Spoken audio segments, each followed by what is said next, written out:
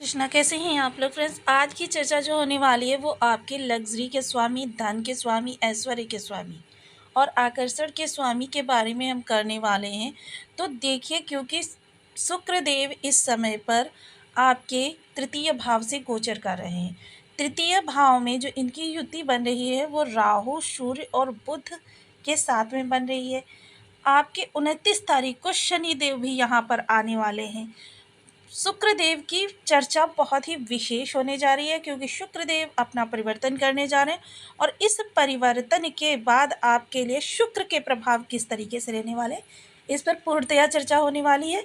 तो बनी रहिए हमारे साथ इस वीडियो में एंड तक। यदि आपकी लग्न में यानी कि कुंडली के प्रथम भाव में 10 नंबर बना हुआ है तो ये राशिफल आपके लिए है। यदि कुंडली में कहीं भी चंद्रमा के साथ 10 नंबर बना हुआ है तो ये राशिफल आपके लिए।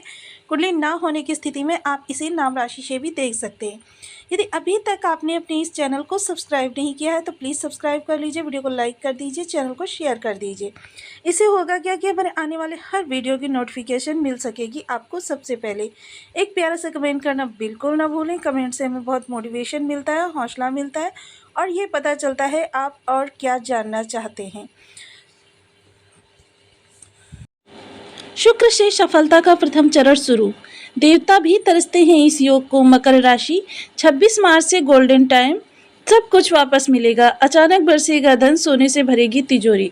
तो ये किस प्रकार से स्थितियां बनेंगी, इन पर पूर्णतः चर्चा करने वाले हैं। सबसे पहले तो जान लेते हैं कि शुक्र देव आपके जो धन, ऐश्वर्य, लग्जरी के कारक होते हैं, आकर्षण के कारक होते हैं, विवाह के कारक होते हैं, विवाह सुख के कारक होते हैं, प्रेम के कारक होते हैं, जीवन में बैठे बिठाए इनकम के सोर्स देने के कारक होते हैं। आपकी लग्जीरियस लाइफ के लिए धन की कहीं ना कहीं से व्यवस्था होती ही रहेगी अगर आपके शुक्र ऐसा आपको प्रभाव दे देते हैं, प्रसिद्धि दे देते हैं कि लोग आपसे मिलने के लिए, बात करने के लिए बेताब होने लगते हैं। ये आपके नैन नक्श की बात नहीं होती, बल्कि ये आपके शुक्र का प्रभाव होता है। साधारण नैन नक्श का व्यक्ति भी लोगों को अपनी ओर आकर्षित करने की क्षमता रखता है।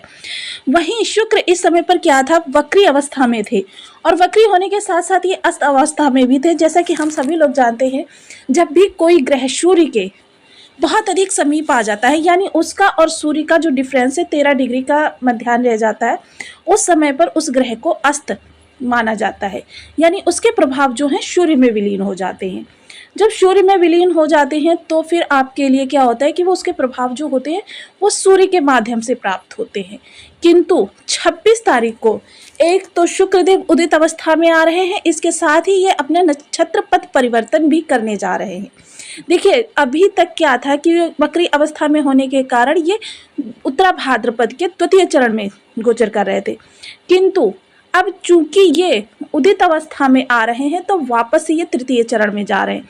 तृतीय चरण का भोग करने के बाद तृतीय चरण के जो स्वामी हैं वो शनिदेव हैं। शनिदेव के पूरक ग्रह जो हैं वो शुक्र देव हैं। शुक्र शनि के पूरक हैं और शनि शुक्र के पूरक हैं। अब यहाँ पर देखिए, जब शनि, क्योंकि आपके राशिपति, धनपति लग्नेश ये शनिदेव होते हैं और काल पुरुष की कुंडली के अनुसार दसम और एकादश भाव का कारकत्व जो है शनिदेव के पास है। शनिदेव दंडाधिकारी हैं, न्यायमूर्ति भी हैं और शनिदेव भी अस्त अवस्था में चल रहे हैं। अब आप लोग कहेंगे कि शनिदेव तो बहुत पहले अस्त हुए थे और अभी तक उदित नहीं हुए। बुध देव भी अस्त हुए थे, अभी तक उदित नहीं हुए, किंतु शुक्रदेव इतनी जल्दी कैसे उदित हो गए, ये सवाल उठना मन में स्वाभाविक है। किंतु देखिए क्या है कि सूर्यदेव जो चल रहे हैं आपके तृतीय भाव से चतुर्थ भाव की ओर, किंतु शुक्रदेव जो चल रहे हैं, क्योंकि ये रेट्रोग्रेड हैं, वक्री अवस्था में है, शुक्रदेव चल रहे हैं आपके द्वितीय भाव की ओर। तो दोनों की विपरीत चाल जो है दोनों के बीच के डिफरेंस को थोड़ा सा बढ़ा रही है, जिसके कारण से शुक्रदेव बहुत जल्दी उदित अवस्था में आ गए हैं। अब तो ये आपकी समझ में आ गया होगा कि शुक्र सबसे पहले क्यों उदित हो गए। तो और शनि की चाल बहुत स्नेह स्नेह है। शनि की चाल की स्नेह के कारण, क्योंकि शनि, बुध और सूर्य एक ही चाल में चल रहे हैं, एक पूरब की ओर जाना है तो पूरब की ओर ही तीनों ही ग्रह जा रहे हैं, जिसकी वजह से इनके उदित होने में अभी समय शेष है। तो यहाँ पर अब आपके लिए देखिए शुक्रदेव के प्रभाव जो है, अब यहाँ पर कह सकते हैं क्योंकि बुध हस्तावस्था में है और यहाँ पर सूर्य का प्रभाव, शुक्र का प्रभाव और राहु का प्रभाव, क्योंकि अभी तक सूर्य राहु के साथ साथ होने की वजह से क्या होता है, ग्रहण लगा हुआ था। अब यहाँ पर जब शुक्र प्रभावित करेंगे आपको, तो ग्रहण तो देखिए अपना प्रभाव अलग देगा, किंतु शुक्र अपने प्रभाव देंगे। शुक्र सूर्य के साथ भी कंफर्टेबल है और राहु के साथ भी कंफर्टेबल है। शुक्र के उदित होने से क्या है, राहु की निगेटिविटी थोड़ी सी कम होगी, जिसके प्रभाव से क्या है, अब चीजें आपके लिए सामान्य होती हुई दिखाई देंगी। सबसे पहले तो क्या है कि देखिए शुक्र जिन जिन भावों के कारक हैं या जिन भावों में इनकी राशि पड़ती है, वहां से संबंधित आपके लिए पॉजिटिविटी लेकर आने वाले हैं, और आपकी कह सकते हैं कि बहुत अच्छे भाव के स्वामी हैं, तो आपके लिए बहुत अच्छे प्रभाव लेकर आएंगे। आपके योग कारक प्लेनेट भी हैं, उससे भी बहुत अच्छे प्रभाव लेकर आएंगे। अब इस शुक्र का बहुत कम समय अस्त रहना आपके लिए एक वरदान सिद्ध हो सकता है। वहीं देखिए शुक्र का शनि के भाव में जाना और राहु का साथ प्राप्त होना, सूर्य का भी साथ प्राप्त होना शुक्र के लिए वरदान सिद्ध हो गया। तो ये जो चीज़ें बन रही हैं ये बहुत ही रेयर हैं, बहुत कम लोगों के योग बनते हैं। अब देखिए आपने तिलिस्म देखा होगा, तिलिस्म के काफ़ी सारे सीरियल्स भी देखे होंगे, नॉवेल भी पढ़े होंगे। तिलिस्म देखा होगा कि तिलिस्म आपके सामने पूरा खजाना खुला का खुला पड़ा रहता है, किंतु सिर्फ एक वो ऐसी कड़ी होती है जिस कड़ी को यदि आप जोड़ लें और उस कड़ी के अनुसार कार्य करें तो वो पूरा खजाना आपका। अन्यथा क्या होता है, वो खजाना आप देखते ही रह जाते हैं, तरसते ही रह जाते हैं, उसके लिए प्रयास करते रह जाते हैं, वो खजाना आपको नहीं प्राप्त होता। तो चीज़ों को वही रहस्य समझ लीजिए, आपका ये ज्योतिष शास्त्र है, आपका बर्थ चार्ट है। आप किसी के भी बर्थ चार्ट को देख लीजिए, हर बर्थ चार्ट में एक ऐसा राजयोग बना होता है, यदि उसको हम सॉल्व करने का सूत्र समझ लें तो जिंदगी की ऐसी कोई भी वस्तु नहीं है जो हम प्राप्त ना कर लें, किंतु वहाँ पर एक ताला लगा होता है, उस ताले को खोलना ही आपका ध्येय होता है। अगर उस ताले को आपने समय पर खोल लिया तो समझ लीजिए जिंदगी में आपके वारे न्यारे होते चले जाएंगे, और यदि उसी ताले को खोलने में चूक गए तो समझ लीजिए कि आपकी ज़िंदगी की सारी समस्याएं जो हैं बढ़ती चली जाती हैं और आप उसी 9 3 13 23 के चक्कर में पड़े रहते हैं। तो ये चीज़ें जो होती हैं तो बहुत ही गूढ़ता की होती हैं। अब यहाँ पर शुक्र का उदित होना राहु की अरिष्टता को शांत करेगा, वहीं शुक्र के प्रभाव को, जैसे कि हमने बताया आपको, शुक्र इस समय रेट्रोगेट है, तो शुक्र की चाल इधर है और सूर्य की चाल इधर है, जिससे कि इनके क्या है, डिफरेंस बढ़ गया है और ये उदित अवस्था में जल्दी आ गए हैं।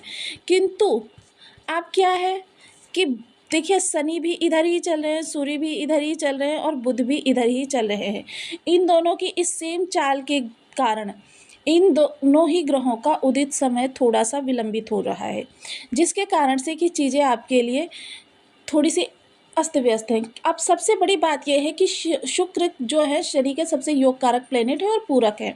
अब शुक्र भी अस्त थे, शनि भी अस्त थे, जिसकी वजह से क्या है कि आपके लिए स्थितियां जो थी सामान्य नहीं हो पा रही थी। किंतु शनि अगर अस्त हैं तो उस समय पर, क्योंकि मैंने आपको पहले भी एक बार बताया था, जब भी कोई ग्रह अपना प्रभाव नहीं दे पा रहा है तो उसका योग कारक प्लेनेट जो होता है वह आपको प्रभाव देने का कार्य करता है। अब जब दोनों ही ग्रह अस्त हो गए तब फिर आपको प्रभाव देने का कार्य कौन करेगा, तो इसलिए यहाँ से अब शुक्र का उदित होना आपके लिए एक चमत्कार या वरदान कहा जा सकता है। शुक्र यहाँ से देखिए सबसे पहले तो सूर्य के ऊपर जो राहु की अरिष्टता छाई हुई थी उसको कम करेंगे। सबसे बड़ी विशेषता तो इस योग की ये बन रही है कि शुक्र उदित होकर कि आपके सूर्य पर जो ग्रहण लगा हुआ था उसको कम करेंगे। अब ग्रहण देखिए अगर 90% है तो चीज़ें आपकी 90% अस्त व्यस्त होंगी, ध्वस्त होंगी, किंतु अगर यही कम होकर 10% रह जाता है तो 10% आपके लिए निगेटिविटी बनेगी। तो कह सकते हैं कि यह जो शुक्र का उदित होना आपके लिए किसी राजयोग से कम नहीं है। अब शुक्र यहाँ से प्रभावित होकर सबसे पहले आपके कर्म भाव को प्रभावित करेंगे। कर्म भाव पर अगर किसी प्रकार की नकारात्मकता बनी हुई थी या विषमता बनी हुई थी वो समाप्त होगी, या कर्म के लिए आप किसी कार्य की प्रतीक्षा कर रहे थे, यानी सपोज कीजिए कि आप किसी कॉल लेटर का वेट कर रहे थे, किसी मित्र विशेष से आपने चर्चा की थी उसके आप बात कर रहे थे, या अधिकारी वर्ग से आप किसी चीज़ की एक्सपेक्टेशन कर रहे थे, तो वो चीज़ें अब आपकी होती हुई दिखाई देंगी। वहीं देखिए इन शुक्र का अस्त होना आपके गुरु को भी प्रभावित कर रहा था। गुरु को प्रभावित करने का कारण क्या था, क्योंकि ये दोनों राशि परिवर्तन किए हुए हैं और राजयोग भी बना रहे हैं और एक दूसरे को बल भी प्रदान कर रहे हैं। इस दौरान जब ये एक दूसरे को बल प्रदान कर रहे हैं तो गुरु तो शुक्र को बल देंगे, लेकिन शुक्र गुरु को बल किस प्रकार से देंगे, तो ये सारी चीज़ें अब आपकी स्थिर होती हुई दिखाई देंगी। अब शुक्र जो है चाल चलते हुए, हालांकि देखिए ये आपके द्वितीय भाव में तो नहीं जाएंगे, किंतु द्वितीय भाव का आपको प्रभाव भी प्रदान करें। जब द्वितीय भाव का प्रभाव प्रदान करें तो आपकी धन आवक में भी इस दौरान काफ़ी कमी देखी गई होगी। धन जो आपके पास आता है, जो लग्जरियस लाइफ आप जीते हैं, आपके किसी प्रकार के स्वास्थ्य संबंधी विकार हुए होंगे, आपके खान पान संबंधी कुछ आपके अड़चनें आई होंगी, आपको या तो कहते हैं कि खान पान संबंधी कुछ विशेष त्रुटि देखने में इस समय पर आई होगी। जिह्वा वाणी जो है आपकी इस दौरान काफ़ी विचलित हुई होगी। आपने कुछ भी ध्यानवश या किसी भी मुद्रावश किसी को कुछ बोल दिया होगा, जिसकी वजह से आपकी स्थितियाँ जो है आपकी अनियंत्रित हुई होंगी। इसके अतिरिक्त सुख भाव में देखिए आपकी या तो घर से दूरी बनी हुई होगी या आपके स्वास्थ्य में कमी आई होगी। ये सारी समस्याएं अब आपकी समाप्त होने वाली हैं। स्टूडेंट वर्ग थोड़ा सा डाइवर्ट रहे होंगे, आप सामान्य रहेंगे, पूर्ण फोकस्ड रहेंगे। प्रेम संबंधों में देखिए थोड़ा सा मिसअंडरस्टैंडिंग या ईगो प्रॉब्लम वगैरह देखने में आई होगी। इन सब समस्याओं से अब आपका निवारण होता हुआ दिखाई देगा। लक्ष्य के प्रति इस समय आप पूर्ण फोकस्ड रहने वाले हैं। लक्ष्य को आप अपने प्राप्त करने के लिए अग्रसर हो रहे हैं। चीज़ें आपकी अनुकूल होती हुई जा रही हैं और इस समय पर देखिए आपके लिए आगामी समय में थोड़ा सा परेशानियां क्रिएट करने वाले हैं मंगल देव। अन्य ग्रह आपके लिए शुभता उत्पन्न कर रहे हैं। देखिए जिस भी ग्रह का आपको प्रभाव है वह ग्रह, देखिए हर बर्थ चार्ट में एक ग्रह होता है मुख्य ग्रह।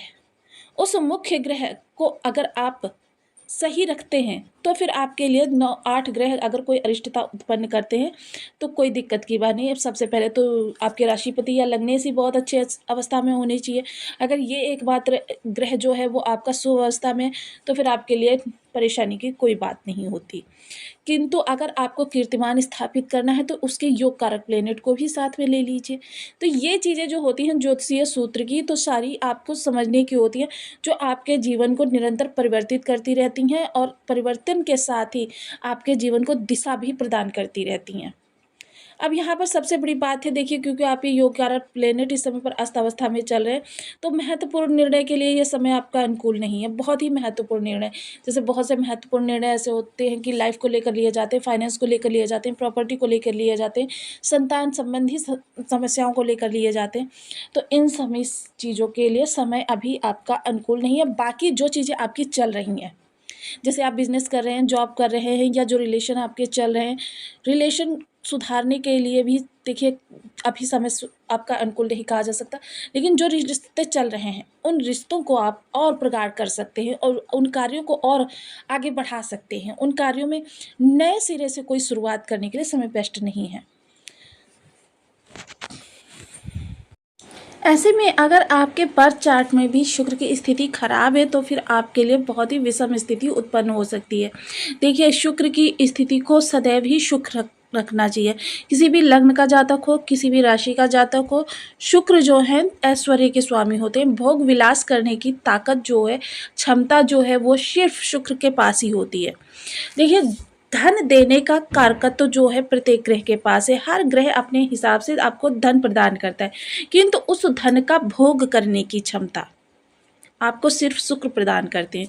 तो इसके लिए मेरा यही आपसे अनुरोध रहता है कि आप सदैव ही शुक्र को अपने बलवान रखें। देखिए हम वही उपाय बताते हैं जो आपके बर्थ चार्ट में किसी भी प्रकार से ग्रह बैठा हो, कारक मारक बाधक अस्त अवस्था में, या किसी भी प्रकार से अंश बल से कमज़ोर हो, किसी भी प्रकार से कमज़ोर हो, आपके लिए शुभ अवस्थाओं का निर्माण करें। बिना बर्थ चार्ट देखे भी आप उन उपायों को कर सकते हैं। तो सबसे पहले ओम शून्य शुक्राय नमः इस बीज मंत्र का आप 1 माला, 2 माला, 5 माला, 7 माला, 11 माला का जप नियमित अपनी सुविधानुसार करना प्रारंभ करें। अपने वस्त्रों पर सदैव गुलाब का इत्र लगाकर रखें। वस्त्र आप सदैव क्लीन पहने, प्रेस किए हुए पहने। इससे क्या होगा कि शुक्र जो है देखिए आपके लुक को भी जज करता है। जितना ज़्यादा आप स्वयं को मेंटेन करके रखेंगे उतना ज़्यादा शुक्र आपको अच्छे प्रभाव देंगे। अपनी हथेली पर अंगूठे के नीचे वाले हिस्से पर आप सदैव गुलाब का इत्र लगा कर रखें। इत्र सदैव अल्कोहल रहित ही होना चाहिए। महिला वर्ग का सदैव सम्मान करें, चाहे आपके घर की मेढ़ी क्यों ना हो। आपको कोई बात अगर कहनी है तो उसे समझाने के तरीके से आप कह सकते हैं। इसके अतिरिक्त देखिए माता लक्ष्मी जो होती हैं शुक्र की अधिष्ठात्री देवी होती हैं, कनकधारा स्तोत्र का पाठ कर सकते हैं, श्री सूक्त का पाठ कर सकते हैं। इनमें से कोई भी उपाय करके आप अपने शुक्र को अपने लिए अनुकूल कर सकते हैं।